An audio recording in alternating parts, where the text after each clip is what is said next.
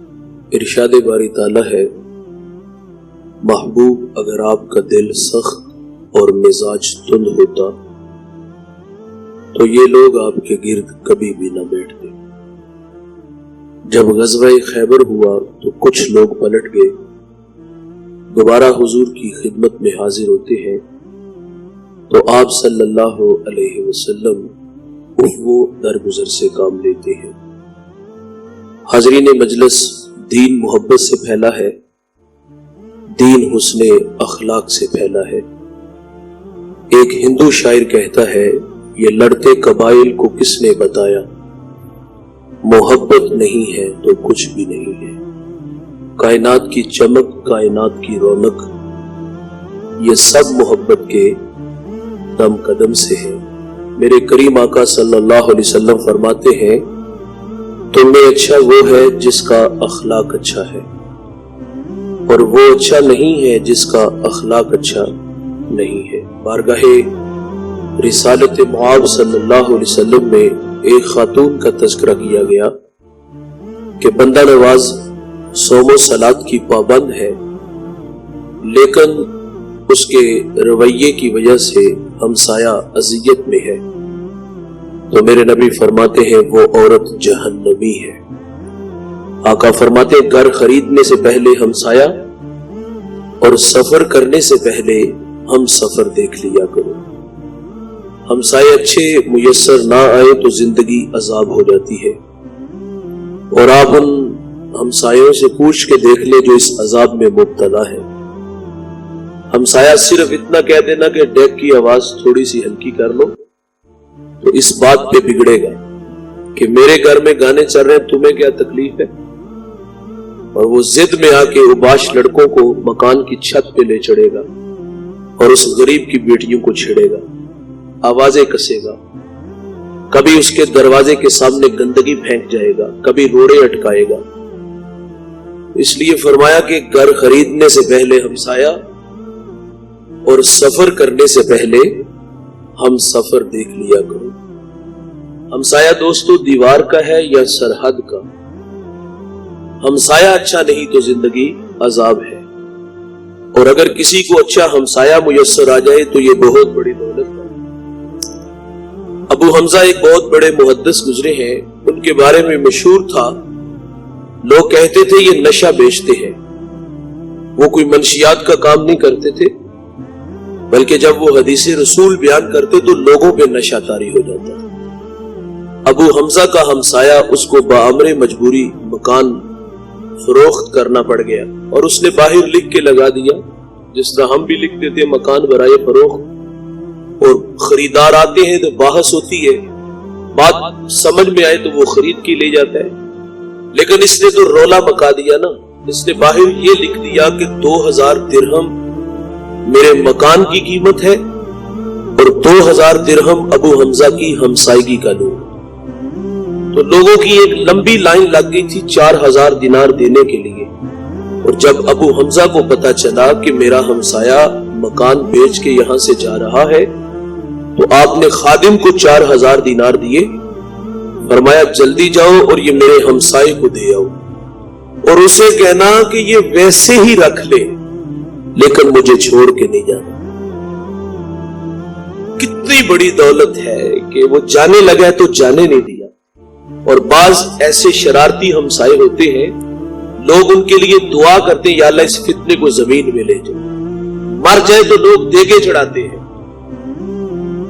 تو زندگی اتنی خوبصورت گزار کے جاؤ، اتنی خوبصورت گزار کے جاؤ کہ جب دنیا سے جاؤ لوگ روتے رہ جائیں، آپ ہنستے ہوئے چلے جاؤ۔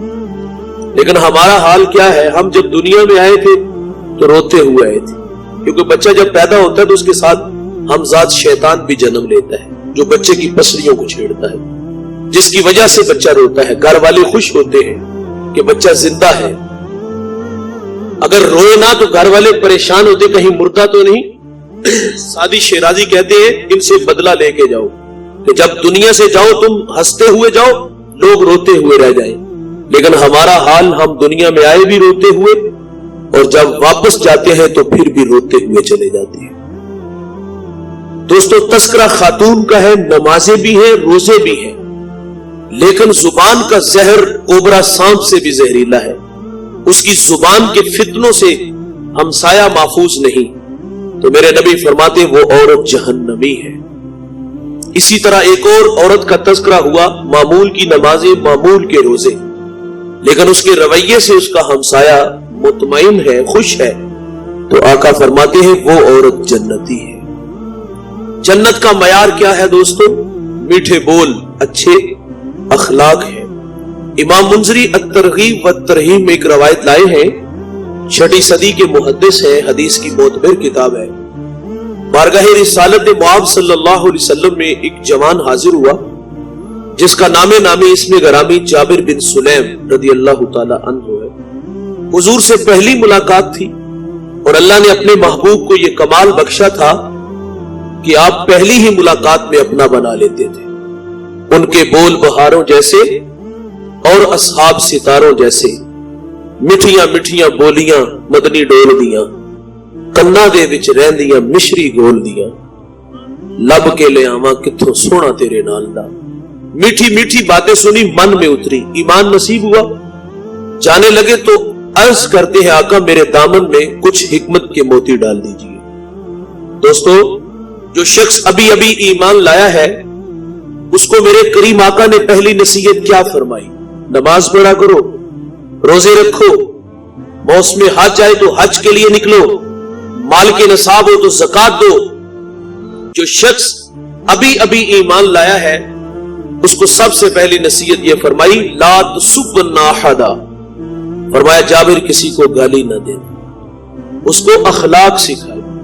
اور آپ فرماتے پھر میں نے ساری زندگی کسی جانور کو بھی گالی نہیں دی۔ انتہائی معذرت سے کہوں گا دوستو، ہمارے بچے بولنا سیکھتے ہیں تو گالیاں سیکھتے ہیں۔ بچپن کی گالی نے ہانس دیا، رات افراد خانہ جمع ہوئے اس کو چھیڑا گیا، گالی نہ دی تو اس سے تقاضا کیا گیا کہ دادا ابو کو سناؤ، پاپا کو سناؤ۔ یہ کوئی سنانے والی چیز ہے؟ یہ تو اپنے رویوں پہ غور کرنا چاہیے تھا کہ ہماری غفلت، ہماری کوتاہیوں کی وجہ سے اس کی زبان پہ گالی آئی ہے۔ تقاضا تھا کہ اپنی زندگی سے، اپنے گھر سے گالی کو نکال دیتے، لیکن ہم نے ہانس لیا۔ لیکن دوستو وہی بچہ جب بڑا ہو کے گالی دیتا ہے نا تو ہم کہتے ہیں ہماری بہو نے اس کو تعویذ ڈال دی ہے۔ یار اس بیچاری کا کیا قصور ہے؟ 1 مہینہ ہوا آپ کے گھر میں آئی ہے، 25 سال تو آپ کے زیر تربیت رہا ہے، گالی کا ماحول تو آپ نے فراہم کیا ہے، اس میں آنے والی کا کیا قصور ہے؟ بچے بڑوں سے سیکھتے ہیں، یہ کورے کاغذ ہوتے ہیں، جو بھی تحریر لکھو گے وہ unwritten ہے۔ آپ نے گالی لکھی تو انہوں نے گالی بولی۔ بھائی آؤ میں آپ کو ایک ماں کی کہانی سناتا ہوں جس نے اپنے بیٹے کو مدرسے میں بھیجا۔ استاد نے کہا بیٹا پڑھو الحمدللہ رب العالمین، ازبر تھا سیقول السفہاء من الناس، ازبر تھا تلک الرسل فضلنا بعضهم علی بعض، 14 پارے سنائے۔ استاد بڑے متاثر ہوئے، فرمایا بیٹے جہاں سے 14 پڑھے بقیہ 16 بھی اسی مدرسے میں اسی استاد سے پڑھ لیتے، تیرے ہجے اچھے منزل خوب۔ تو عرض کی استاد جی میں نے کسی مدرسے میں کسی استاد سے زانوے تلمس طے نہیں کیے۔ فرمایا بیٹے یہ دولت پائی کہاں سے؟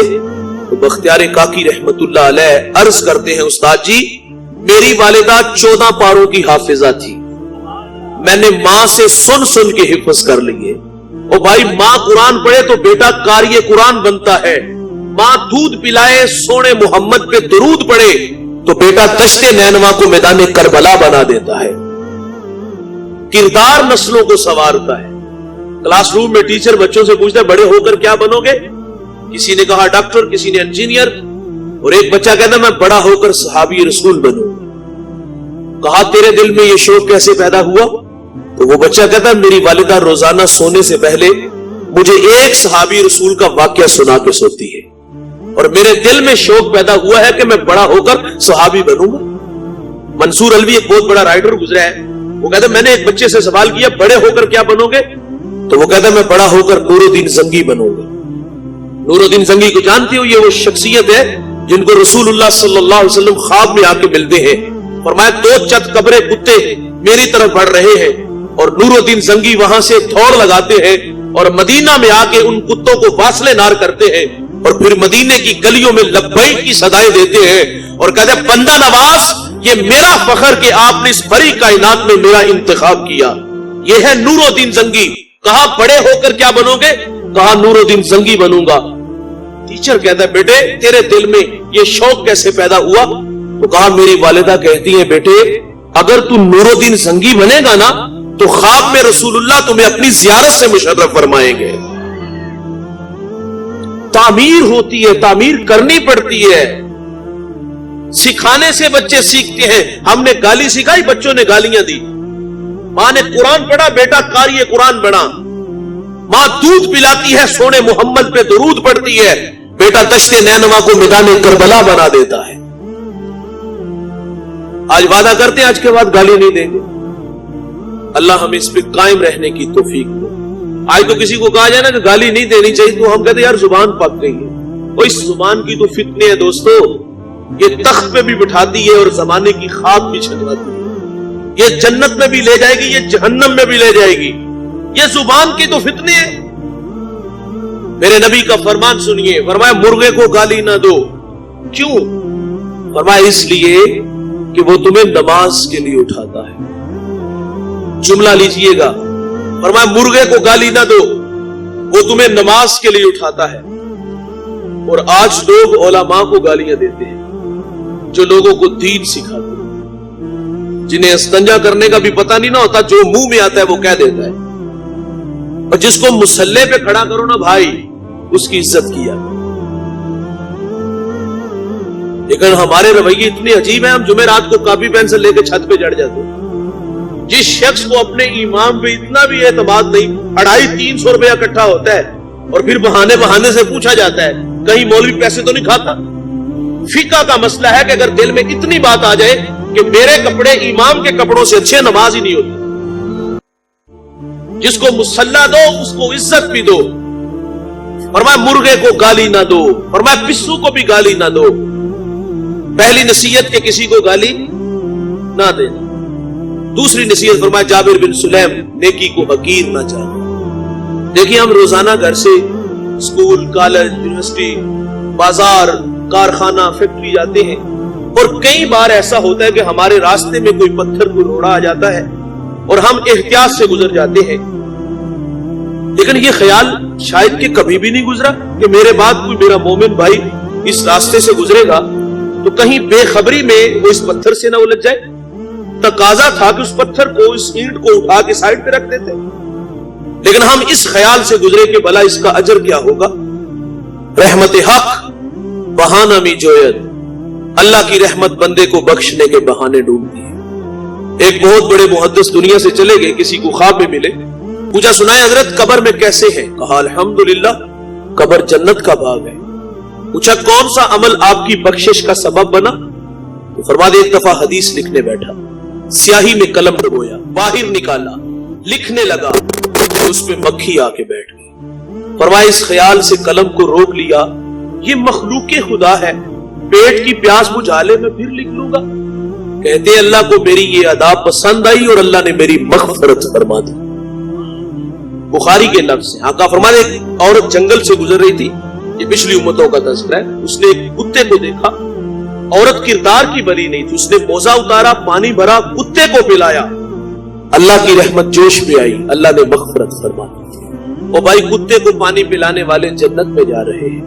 اگر آپ بھوکوں کو کھانا دو, رہنا کو لباس دو, پیاسے کو پانی دو, پیادہ کو سواری دو, جنت تو ملے گی. اللہ جنت میں آپ کے درجات بھی بلند فرما دے گا. تیسری نصیحت فرمائے جابر بن سلیم, جس سے بھی ملو تو خندہ پیشانی سے. ہم لوگ سٹیٹس کو باہر رکھتے ہیں, ہم کہتے ہیں اوقات پہ رکھو. یہ اوقات کس چیز کا نام ہے؟ دولت. میاں صاحب تو فرماتے بے وقوفاں دے نوکر ویکھے دانش مند سے. یہ دولت معیار ہے؟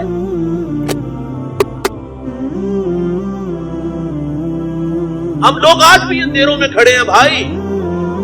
یہ اونچ نیچ, یہ کمی چودھری کا امتیاز ہمارے دیہاتوں میں آج بھی پایا جاتا ہے. لازم سے اس طرح بات کیا کرو جس طرح اپنے بیٹے سے بات کرتے ہیں. اور واصف علی واصف کا جملہ سنیے, آپ فرماتے ایک تو بڑا آدمی, ایک اور چیز انہوں نے فرمائی. آپ فرماتے ہیں کہ اپنے ماتحت کے ساتھ اس نے سلوک یہ ہے کہ اسے اپنا ماتحت ہی نہ سمجھے. اور ایک اور جملہ جو میں عرض کرنے لگا تھا، واصف علی واصف فرماتے بڑا آدمی وہ ہوتا ہے، ایک بڑا آدمی ہم نے معیار مقرر کیا ہے جس کے پاس دوڑتی گاڑیاں، فلک بوس عمارتیں، بنگلے، پلازے، یہ چیزوں کو ہم نے کہا بڑا یار بالدار ہے اور بڑا آدمی ہے، کتوں کی لڑائی پہ 50,000 دیا، اس کو بڑا کہا، ہجڑوں پہ جو دولت لٹائے ہم نے کہا بہت بڑا آدمی ہے۔ لیکن واصف علی واصف نے ایسا جملہ بولا یقیناً کلیجے میں ٹھنڈ پڑ جائے۔ آپ فرماتے بڑا آدمی وہ ہوتا ہے کہ جس کی صحبت میں بیٹھنے والے لوگ خود کو چھوٹا نہ محسوس کریں، جس کو اوقات کا نام دیا نا، یہ درمیان سے نکال دو یار۔ عزت دینے سے کبھی عزت کم نہیں ہوئی۔ ایک مذہبی اسکالر کہیں بیٹھ کے کھانا کھا رہا تھا، باہر ایک جاروب جھاڑو دے رہا ہے، انہوں نے ہاتھ کے اشارے سے کہا بیٹا کھانا کھا لو۔ اس نے نظر اٹھائی، کوئی نظر نہ آیا، کانوں کا دھوکا لگا۔ غریبوں کو کون منہ لگاتا ہے؟ وہ کام میں پھر مصروف ہو گیا۔ انہوں نے پھر کہا بیٹا کھانا کھا لو۔ اس نے ادھر ادھر نظر اٹھائی، کوئی نظر نہ آیا، کہتا ہے حضرت مجھے کہہ رہے میں ہاں بیٹے میں آپ کو کہہ رہا ہوں کھانا کھا لو۔ اچھا اس نے جھاڑو وہاں رکھا، ایسا نہیں ہوا کہ ہاتھ دھو کے دسترخوان پہ آیا ہو، بلکہ اس نے دوڑ لگا دی۔ تھوڑی دیر بعد واپس آیا، اس کے ساتھ اس کی بیوی، اس کے بچے تھے۔ وہ کہتا ہے حضرت کھانا بعد میں کھائیں گے، ہم عیسائی ہیں، ہمیں محمد عربی کا غلام بنا دیجئے۔ اسلام پہ 3 گھنٹے کا لیکچر نہیں، دلائل نہیں، بس 2 میٹھے بول بولے ہیں، بیٹے کھانا کھا لو، تو خالی دامن ایمان سے بھر رہا ہے۔ اور ہمارے رویوں کی وجہ سے لوگ دین سے دور ہو۔ میرے کریم آقا صلی اللہ علیہ وسلم عیدگاہ کی طرف تشریف لے جا رہے ہیں، سرے راہ کھلا میدان آیا، بچے عید کی خوشیوں میں مسرور تھے، لیکن ایک جانب ایک بچہ دیکھا گیا جس کے تن پہ پیرہن پھٹا ہے اور آنکھیں نمناک ہیں۔ حضور گزرے کے قدم رک گئے۔ میرے حضرت فرماتے لو تدخل شوکۃ، فرمان رسالت ہے، کانٹا بھی چبھے ہم کو کب ان کو گوارا ہے۔ برستی آنکھیں دیکھی تو قدم رک گئے۔ فرمایا بیٹے کیوں رو رہے ہو؟ شاید کہ حضور کو پہچان نہ سکا۔ عرض کرتے کہ فلاں غزوے میں میرے والد حضور کے ساتھ تھے کہ شہید ہو گئے، میں یتیم ہوا، ماں بیوہ ہوئی، ماں نے دوسرا نکاح کیا، ستیلے باپ نے مال پہ قبضہ کیا اور مجھے دھکے دے کے گھر سے نکال دیا۔ آقا فرماتے بیٹے کیا تو اس بات پہ راضی نہیں کہ محمد تیرے باپ لگے، عائشہ تیری ماں لگے، فاطمہ تیری باجی لگے، علی تیرے چچا لگے اور حسن و حسین تیرے پیر لگے؟ وہ بچہ کہتا اگر یہ رشتے میرے ہیں تو مجھے اور چاہیے کیا؟ اور حضور اس بچے کو لے کے گھر آئے، اس کو کھانا دیا، اس کو لباس دیا، پھر انگلی تھام کے عیدگاہ کی طرف تشریف لے آئے۔ سرے راہ جب کھلا میدان آیا تو بچے پھٹی نگاہوں سے دیکھ کے کہتے بھائی ابھی تو رو رہے تھے۔ اب فخر سے کہتا ہے میں بھوکا تھا مجھے کھانا ملا، میں ننگا تھا مجھے لباس ملا، میں یتیم تھا مجھے ابو جی محمد ملے، عائشہ ماں ملی، فاطمہ بہن ملی، علی چچا ملے اور حسن و حسین مجھے بھائی ملے۔ وہ کہتا ہے اب بھی میں رو؟ یہ اخلاق ہے صاحب، یہ دین ہے۔ جس سے بھی ملو تو خندہ پیشانی سے ملو۔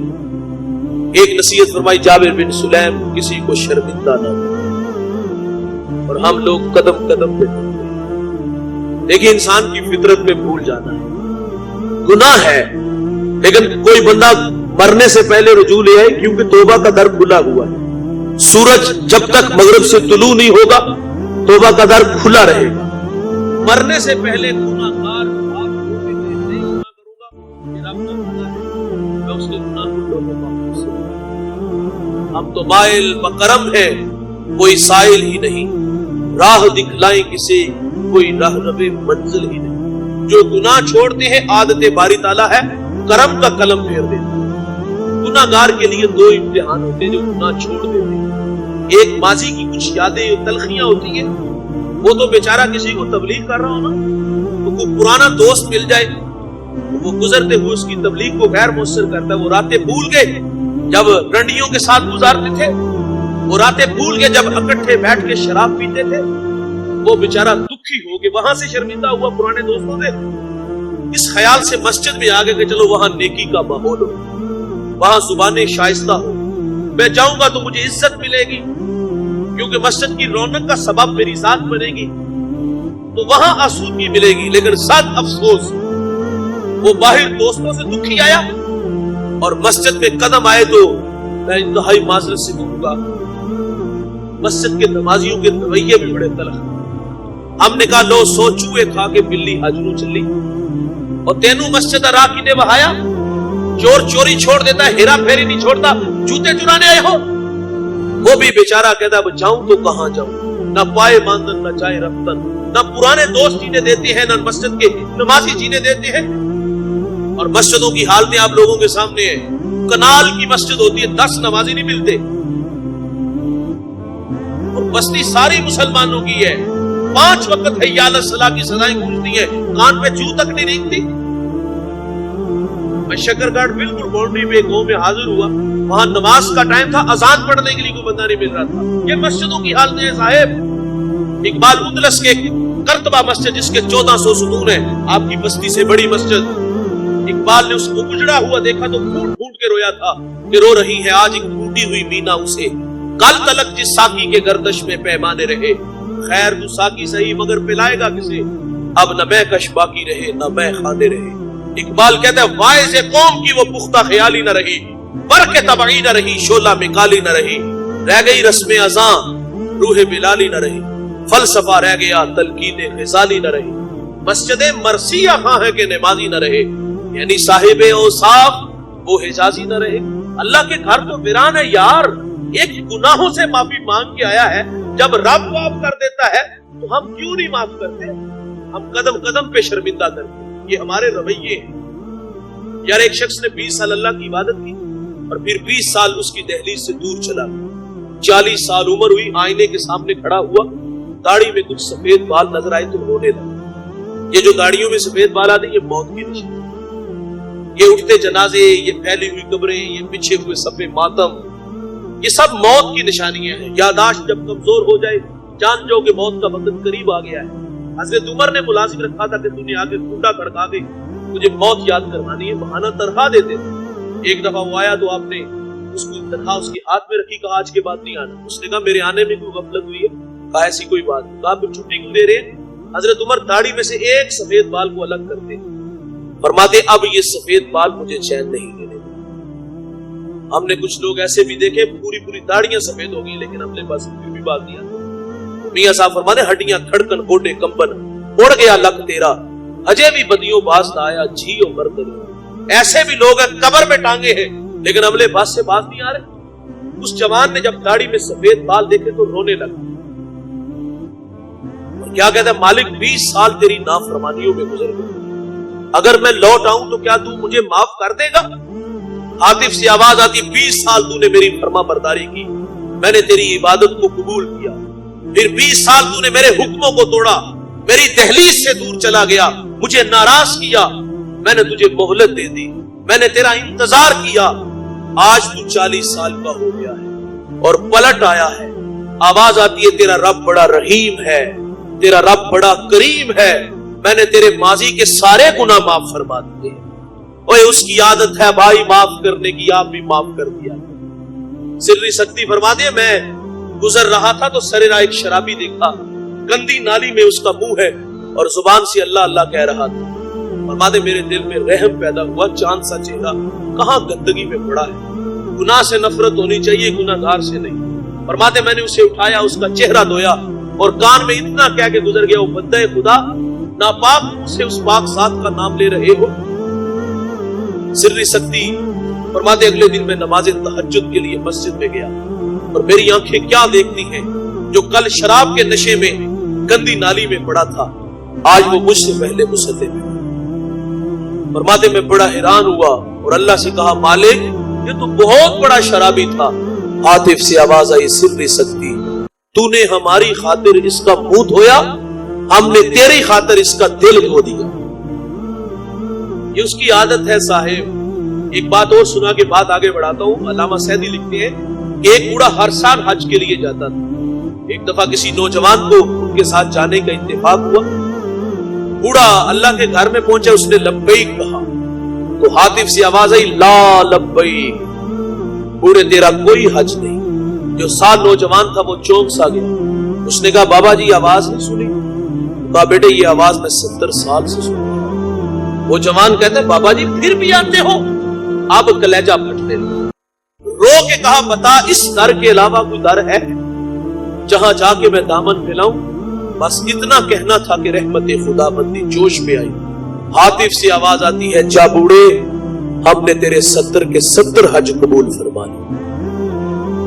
معاف کر دینے کا مزاج بناؤ بھائی. گھروں میں بڑی تلخیاں ہوتی ہیں. مسجد میں کوئی گناہگار اللہ کو سجدہ کرنے آئے تو اسے دھتکارا نہ کرو, اسے دھکے نہ دیا کرو, اسے ماضی کی تلخیاں نہ اس کے سامنے رکھا کرو, اس کے لیے جگہ بناؤ.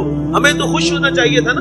اس کی پیشانی میں سجدوں کا نور آیا ہے, اس کی آنکھوں پر حیا کے پہرے بیٹھے ہیں, اس کے کانوں میں قرآن کے نغمے آئے ہیں, اس کے لبوں پر سونے محمد کے ترانے آئے ہیں. ہمیں تو خوش ہونا چاہیے تھا, لیکن ہم نے ذلیل کر کے مسجد سے نکال دیا. فرمایا کسی کو شرمندہ نہ کرو. یہ آپ گھروں کا ماحول دیکھ لیں, ہمارے گھروں کا ماحول بھی بڑا تلخ, اور بالخصوص یہ جو سسرال کا معاشرہ ہے یہ تو انتہائی ظالم معاشرہ ہے. میں نے کیمبرج یونیورسٹی کی ایک ریسرچ پڑھی ہے, وہ کہتے ہیں کہ 60% بچیاں سسرالی رویوں کی وجہ سے دکھی. یار بہو سے چینی کا کپ ٹوٹ جائے نا تو آگے سے آواز آتی گھر سے لائی ہوتی تو تجھے قدر ہو, یا جو تجھے ماں نے دیے وہ استعمال کرو. کسی بات پہ جھگڑا ہو تو ہم کہتے ہیں بلاؤ اس کے پچھلوں کو. بوڑھے ماں باپ سامنے بیٹھے اور تڑ تڑ زبان چل رہی ہوتی, یہ سکھا کے بھیجا ہے. اور آخر پہ وہ سر سے پگڑیاں اتارتی ہیں, بوڑھی ماں چادر اتار کے ان کے قدموں میں رکھ دیتے ہیں, ایک دفعہ معاف کر. اور آگے سے پھر وہ رونق برا لہجہ, متکبرانہ لہجہ, یہ آخری بار ہے, آئندہ ہوا تو اس کو اپنے گھر میں رکھنا. کیا ہم بیٹیوں والے نہیں؟ کیا ہمارے گھروں میں ہماری بہنیں نہیں؟ وہ ملازمہ ہے, آپ نے بیٹے کی شادی میں 10-20 لاکھ روپے لگایا تو آپ کی خوشی تھی. وہ ہماری باندھی ہے, نکرانی ہے. لیکن بوڑھے ماں باپ وہاں دکھی ہو کے کمرے میں جا کے بیٹی کے آگے بھی ہاتھ باندھتے ہیں کہ بیٹے سرخ جوڑا پہن کے آئی تھی, سفید پہن کے قبروں میں چلے جانا. وہ بھی کہتی ہے کیسے ماں باپ ہیں, پہلے انہوں نے ذلیل کیا, مجھے بھی ذلیل کیا. کیا ان کے پاس میرے لیے روٹی کے لیے 2 نوالے نہیں, رہنے کے لیے ایک چارپائی نہیں؟ میں تو کبھی گھر کی رونق ہوتی تھی, جگر کا ٹکڑا ہوتی تھی. پھر یہ کیسے ماں باپ ہے, مجھے کہتے ہیں سرخ پہن کے آئی تھی, سفید پہن کے قبروں میں چلے جانا. وہ اس لیے کہتے ہیں کہ بیٹے طلاق یافتہ بیٹی کو ہمارا معاشرہ قبول نہیں کرتا. ہم کہتے ہیں ضرور اس میں کوئی نہ کوئی غلطی ہو, اور کبھی اس کمینے سے بھی پوچھا جس نے طلاق دی ہے. لوگ ہمارے پاس مسائل لے کے آتے ہیں, چھوٹے چھوٹی باتوں پر طلاق دی جا رہی ہے, اور ماں باپ اس لیے بھی اسے کہتے ہیں کہ بیٹے تیری ابھی 2 بہنیں گھر میں بیٹھی ہوئی, اگر تو طلاق لے کے آ گئی نا تو ان کا رشتہ کوئی دیکھنے نہیں آئے.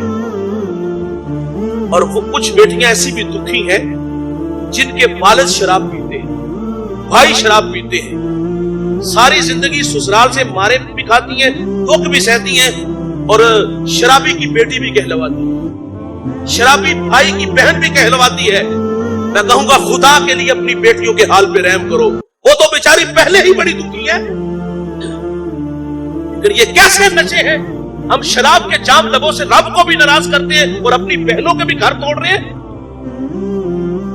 وہ بیچاری ساری زندگی دکھ سہتی رہتی ہے, مارے کھاتی ہے, لیکن اپنے ماں باپ کو دکھی نہیں ہونے دیتی. کئی بار زخم آئے تو والدین پوچھتے کوئی کیا ہوا, تو آگے سے کہتے سیڑھیاں سدھری, دکھ سہ سہ کی قبروں میں چلی جاتی. اور یار اگر بہو کے ہاں اولاد نہ ہو تو ہم اسے بھی قبول نہیں کرتے. اور تقدیر سے کس بات کا الجھاؤ, یہ اس کے اختیار میں ہے, ہم تو ایک انگلی بھی نہیں بنا سکتے. وہ اللہ کسی کو بیٹے کسی کو بیٹیاں دے, یہ اس کے اختیار میں ہے. اور اگر بیٹیاں ہوں تو ہم پھر بھی نہیں قبول کرتے. اللہ نے مجھے بیٹی دی اور میں نے اللہ سے مانگ کے بیٹی دی. میرے ساتھ والے کمرے سے رونے کی آواز آئی, میں نے ماں جی سے کہا دیکھیں ماں چل بسی یا بچے کو کچھ. انہوں نے واپس آ کے بتایا 4تھی بیٹی. وہ بیٹیاں رب دیتا ہے, بیٹے رب دیتا ہے, جس پہ رب راضی ہو اللہ اس کو بیٹی دیتا ہے.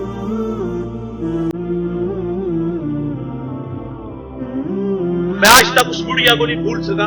میں ایک فیصلے میں حاضر تھا, بات سنی, کوئی اتنی بڑی بات نہیں. میں نے کہا چلے جی معاف کر دیں, کوئی اتنی بڑی بات نہیں, معاف کر دیں. اس بڑھیا نے پاؤں سے جوتا اتارا, اس کے بھائی کے منہ پہ پھینکا اور کہا کہ جوتی پوری آئی نہ آئی تے دا کے سڑ چھوڑ. ये कोई टिश्यू है, ये गुड्डी गुड्डे का खेल है? दुख इस बात का हुआ कि ये खुद औरत है, इसके घर में बेटियां हैं, वो भी किसी की निकाह में जाएंगी, वो भी जूता है। मेरे रसूल सल्लल्लाहु अलैहि वसल्लम तो फरमाते हैं, सैयदा खदीजा रज़ियल्लाहु ताला अन्हा ने सैयदा फातिमा से फरमाया, जाओ अब्बू से चादर ले आओ जो वही के वक्त उनके कंधों पे होती। सैयदा फातिमा ने जाके अर्ज किया, अब्बू जान अम्मी चादर मांग रही है। हुजूर फरमाते, जाओ बेटा अपनी वालिदा से पूछो कि वो चादर करनी क्या है। और हुजूर भी पीछे पीछे आ फरमाया, खदीजा चादर क्या करनी है? अर्ज की, हुजूर इसको बतौर कफन, बतौर बरकत अपने लिए कफन के लिए साथ ले जाना चाहता। हुजूर फरमाते, आप चादर मांग रही हो, अगर मेरे जिस्म की जिल्द भी मांगती तो मैं मोहम्मद तुम्हें वो भी उतार के दे देता। हुजूर तो औरत को इज्जत दे रहे हैं। सैयदा आयशा रज़ियल्लाहु ताला अन्हा पानी नोश फरमा रही है। हुजूर फरमाते, इसमें कुछ बचा ले। उन्होंने कुछ बचाया। फरमाया, आयशा ये बताओ कहां लब रख के पानी पिया? अर्ज की, हुजूर यहां होंठ रख के। हुजूर वही होंठ रख के पानी पीते। तो हुजूर तो औरत को इज्जत दे रहे हैं, हम पांव का जूता कह रहे हैं। एक बात याद रखिएगा जवानों, मियां बीवी और तीसरा अल्लाह, जब तक ये तीन होते हैं घर नहीं उजड़ते। हमारी जिंदगी में जब कोई चौथा बंदा आता है तो घर बर्बाद हो जाता है। मुझे एक दोस्त कहता है कि मेरा फैसला मेरी बड़ी हमशीरा करेंगी, मेरे बहनोई करेंगे। मैंने कहा, बहनें मां की जगह भी होती है, बहनोई भी इज्जत की जगह पे। लेकिन सवाल आपसे है, क्या आपके मुंह में दूध के दांत है या अभी तक आप फीडर पीते हो? यार हम फैसला करने की ताकत भी नहीं रखते। मेरे नबी फरमाते, अगर औरत की कुछ बातें तुम्हें अच्छी नहीं लगती, कुछ अच्छी होती हैं, उन्हें देख करके दरगुजर कर दिया करो। ये नालायकी होती है मियां बीवी की। दो खानदान आमने सामने हम लोग करते हैं, या कुछ चीजों को जाने दिया करो, माफ कर दिया करो। तुम्हारी भी तो बहनें किसी के घरों में गई हैं ना, अगर वो दुखी होंगी तो कितने दुखी होते हैं भाई। माँ बाप किस कदर जो है ना वो उनकी कैफियत होती है, इसलिए माफ कर देने वाला मिजाज बनो। तो किसी को फरमाए शर्मिंदा ना करना। ये आखिरी एक दो बात है तो समेट देता हूं। और इस बात को अगर हम दिल के कानों से सुने और मन में जगह दे तो यकीन जानो बड़े रास्ते मिलेंगे, जिंदगी बड़ी खूबसूरत होगी। हुजूर सल्लल्लाहु अलैहि वसल्लम की इक्तदा में सहाबा नमाज के लिए खड़े, जमात का टाइम है और एक सहाबी की हवा खारिज।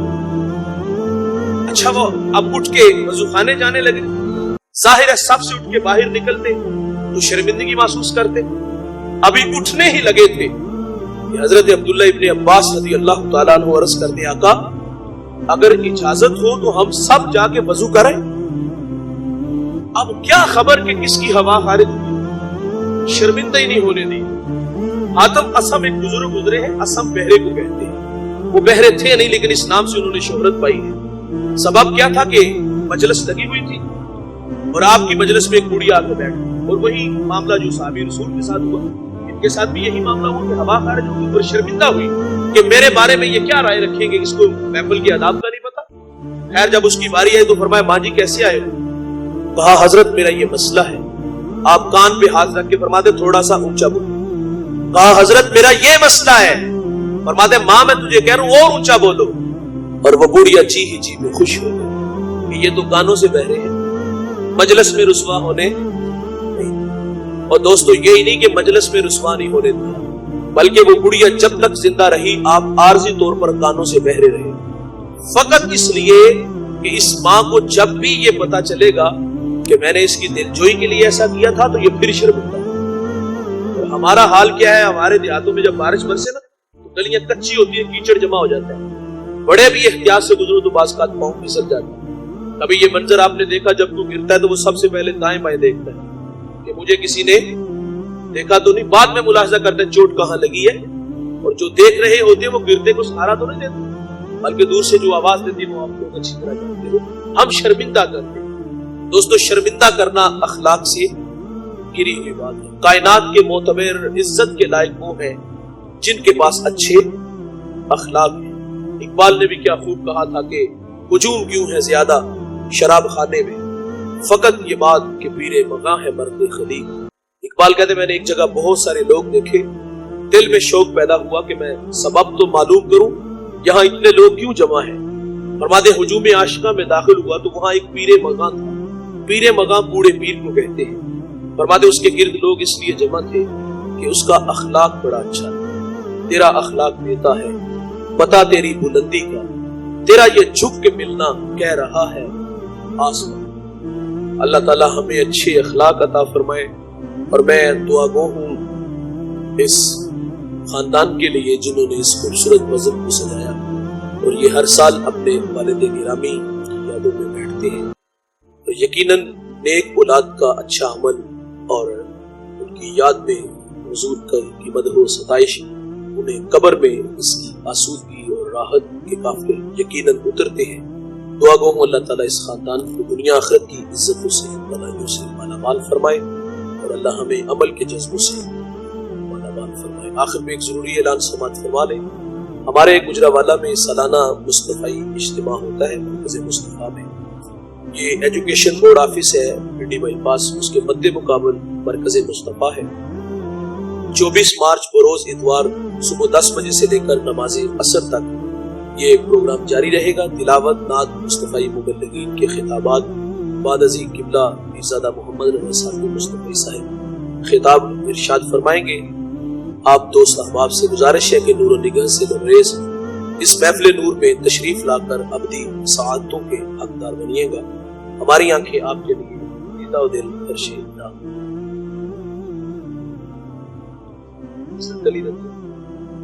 حضرت علی رضی اللہ تعالیٰ عنہ کے حوالے سے ایک بڑی خوبصورت بات، اسی میں بات کو چھوڑ دوں۔ میرے کریم آقا صلی اللہ علیہ وسلم نے جب تبلیغ کا آغاز کیا اور لوگوں کو، حضرت علی سے فرمایا لوگوں کو جمع کرو، ہم انہیں کھانا دیں گے اور بعد میں اپنی بات سنیں۔ لوگ جمع ہوئے، آپ کا بچپنا تھا، اور انہیں کھانا پیش کیا گیا۔